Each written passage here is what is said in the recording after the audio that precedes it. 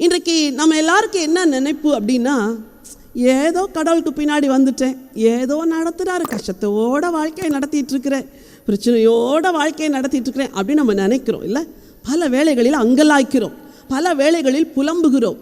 ஆனால் தேவனை வணங்குகிற நீங்கள் விசேஷமானவர்கள். சொல்லுங்க, நான் விசேஷமானவள். ஏன் தெரியுமா? நீங்கள் வணங்குகிற ஆண்டவர் விசேஷமானவர், நீங்கள் வணங்குகிற தேவன் பெரியவர். மோசேட்ட பேசும்போது ஆண்டவர் சொன்னார், உங்கள் நாமம் என்ன அப்படின்னு மோசே கேட்டார். இப்போ தேவன் சொன்னார், இருக்கிறவராகவே இருக்கிறேன். எனக்கு ரொம்ப நாள் அந்த வேர்டுக்கு மீனிங் புரியலை. இருக்கிறேன் அப்படின்னா I am that I am அப்படின்னா நான் உயிரோடு இருக்கிறேன் அப்படின்னு அர்த்தம். நான் ஆபிரகாமின் தேவனும் ஈசாக்கின் தேவனும் யாக்கோபின் தேவனுமாய் இருக்கிறேன்.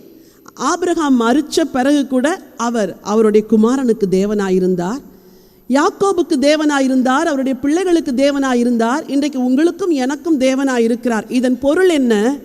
அவர் இன்றும் உயிரோடு இருக்கிறார். வாயை திறந்து சொல்லுங்க, என் தேவன் உயிரோடு இருக்கிறார், என் ஆண்டவர் உயிரோடு இருக்கிறார். இன்னைக்கு உங்களுக்கு மிகப்பெரிய நம்பிக்கை என்ன தெரியுமா? எந்த தேவனை வணங்குகிறீர்கள்?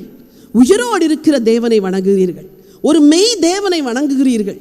நீங்கள் ஆராதிக்கிற தேவன் ஜீவன் உள்ளவர், கூப்பிடும் பொழுதே கேட்பேன் என்று சொன்னவர், என் 2 பேர் 3 பேர் என் நாமத்தினாலே கூடினால் நடுவில் நான் இருப்பேன் என்று சொன்னவர்.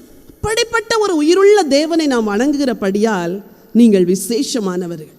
இன்னைக்கு உங்கள் பேங்க்கில் பேலன்ஸ் 300 ரூபாய் இருந்தால் கூட பரவாயில்ல, நீங்கள் சொல்லணும், நான் விசேஷமானவள், என் ஆண்டவர் ஜீவன் உள்ளவர், ஒரு விசேஷமான ஒரு தேவனை நான் வணங்குகிறேன்.